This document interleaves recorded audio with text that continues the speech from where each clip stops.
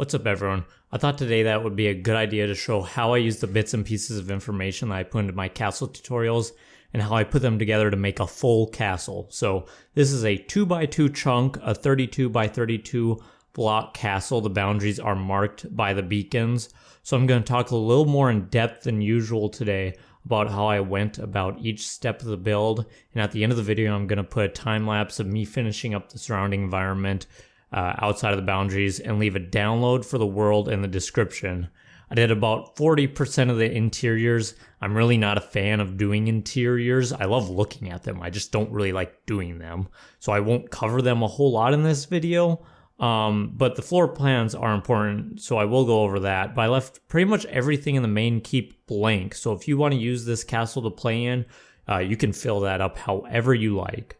This is all built in creative with some simple world edit commands, but everything placed here is possible in survival too. I loaded up a world and found a nice place high up where you can see in every direction that isn't too crazy with mountains or forests. So all the vantage points were good, both looking out from the castle and looking up to the castle. I want it to be cool looking if you're away from the castle.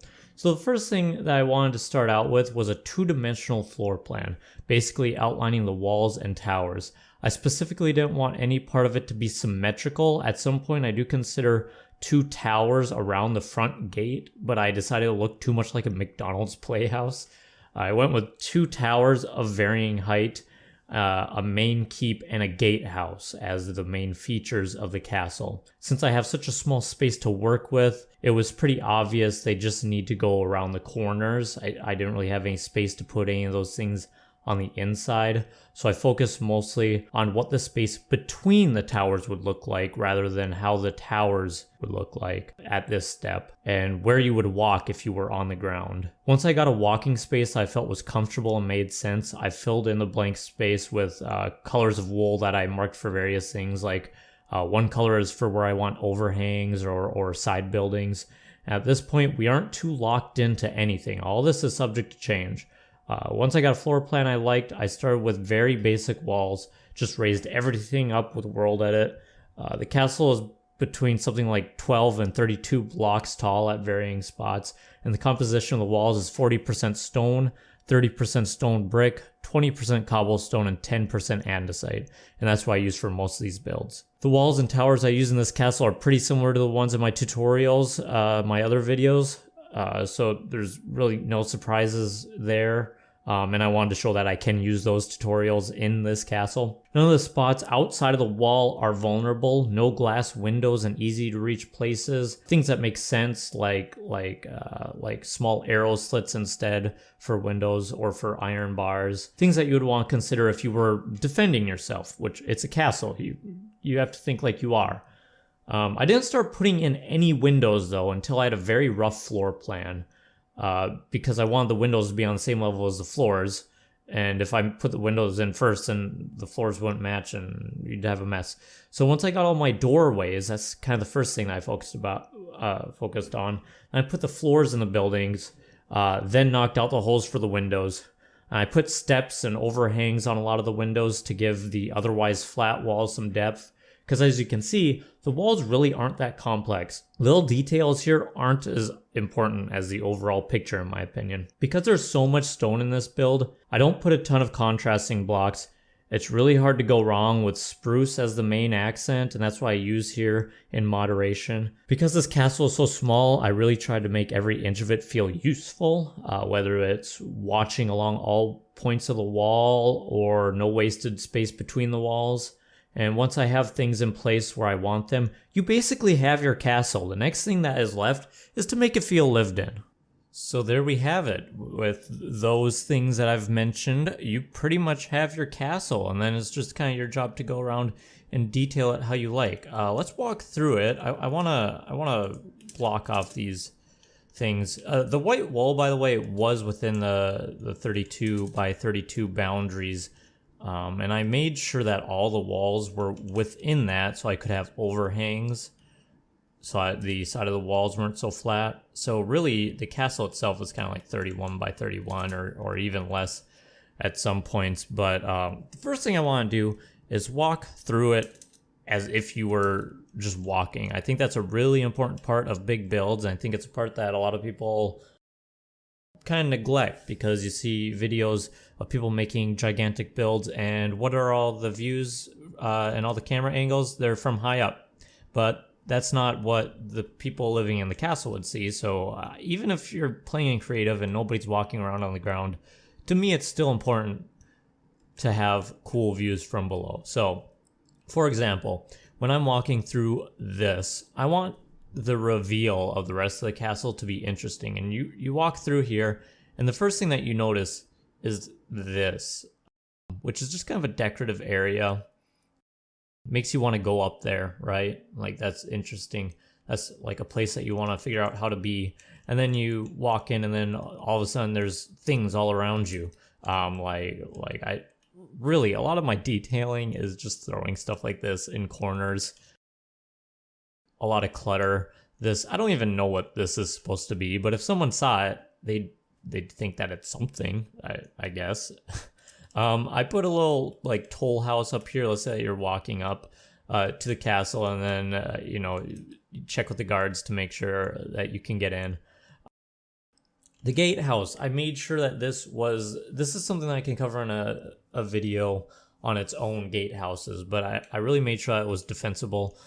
Made the a drop down gate, and then a slot for it to drop down into. I think that's a cool little detail. There's a little guardhouse in here that you can go into with matriculations, and you can open those up. They don't function that good. Maybe they should open up the other way. But the rest of it, going around the side, none of the walls should be super interesting at the bottom to me, because it's just wall. People shouldn't be able to climb them. Even stuff like this could maybe be a no-no. If you're really wanting to be realistic, people could use that to climb.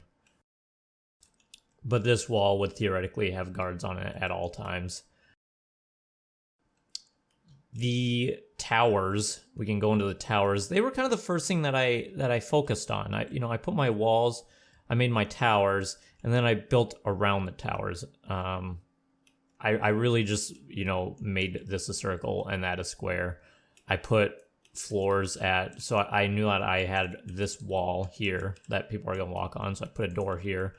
This was like the first floor that I put in, and then I put in the top floor, and I was like, well, we can fit in another floor in between them, so I just made some stairs, and then put a floor here, and then I'd come in here and I'd knock out some windows, and then I'd go on the outside and make those windows look cool. But this is really the extent of the interiors that I did. I did go down here and no one's ever, this is not lit very well, but no one's ever really gonna see this stuff.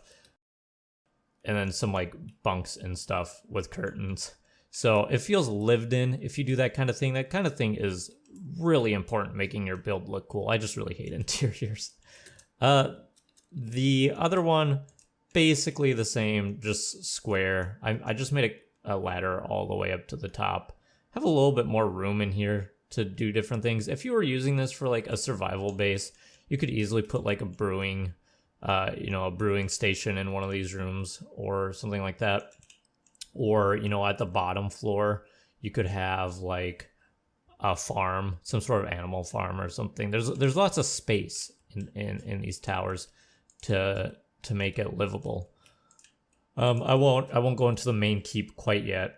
For windows on the main keep, I allowed myself to use glass on the ones on the interior of the keep because you don't need those to be defended. No enemy is going to be scaling this wall, right? So I allowed myself to get a little bit more decorative on this side of the wall, whereas this one is pretty plain, not a whole lot going on here. I did put windows here. I put a lip here thinking that if someone wanted to scale the wall, it would be harder. Maybe it'd be a better idea to just remove those glasses. The idea I had here was that whoever was in charge of the keep could come out here and kind of keep watch over everything, or maybe make like public announcements. I don't know if this is like big enough of a castle for like a king, probably not, but whoever's in charge of it. And then the idea is that whoever that person is would probably be living up here. And then there, room for guards up here. And you can see forever up here. I mean, that mountain's kind of in the way. If I were putting this in my world to live in, to play in, I would probably go over here and put a watchtower right here. And then you could make a cool path all the way from here. It would look really cool.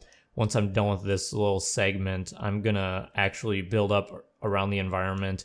One of the things that really appealed to me about this area was that this little natural bridge here I thought would look really cool to walk across, to have a road, especially walking up to it. That's just a really cool feel. Yeah, it's just a lot of little details at the end, and none of it's overly complicated. This is stuff everyone can do. The windows, I like to put little half slabs over them, stuff like that. It's just little details that I've gathered. I put bells at pretty much every guard station. Every tower has bells, because if they were to see something coming, they should be able to ring a bell, right? I don't know if I put one up here, but I would put one up here. We can go in here real quick. I did do the floor layout. It's super dark in here because of the shaders, but I wanted tall ceilings because I guess that's just something that I think about when I think of like cathedrals or I've been in more stone cathedrals than I've been in castles. I've never been in a castle, but they all had high ceilings, right? And then over here, there was like a cool opportunity to make like a dungeon. And then a big spiral staircase. You have to have a spiral staircase. One other thing that I thought about was that if you have like where the royalty lives up here, actually there's so many floors. If you have the royalty where they live up here, but guards also have to come up to the ceiling to get up here, I would completely separate those areas. Like different staircases go to those places, because you wouldn't want like guards going past where whoever's in charge is sleeping all the time. But that's just like little details that make this all feel lived in, and that's like what I'm trying to get across, that making everything feel lived in is like the difference between a good castle and an alright castle, in my opinion. Like down here, they're probably not going to they're not mowing the lawns in the medieval times. There's a bunch of grass, right? There's really not a whole lot more to talk about with this castle. It looks pretty, I like the way it looks. I didn't use anything too like advanced as far as techniques, building techniques. I really just made sure that every corner of it felt lived in, especially down here. You can't walk anywhere without seeing clutter of some sort. So that's my advice to you. Start with the floor plan, raise it up, make sure that you get this variation of blocks. Otherwise, it's just, a lot of people do this hyper detailed castle. I don't really do that. This wall over here is completely flat, except for arrow slits. Like a lot of these windows, they have insets in them. Like that has a step for an inset. This one's completely flat. It looks fine. This isn't the most appealing angle of it, but if you walk up to it from this angle, you want to find out what's on the other side of it, right? Because that's obviously not the entrance. So, it's things like that I keep in mind. Not everything needs to be super interesting. Not everything needs to be hyper detailed. Very simple techniques. Let's get on to detailing the surroundings, and thank you for watching, everybody. If you liked this, a like and a subscribe really does help me out. I appreciate it.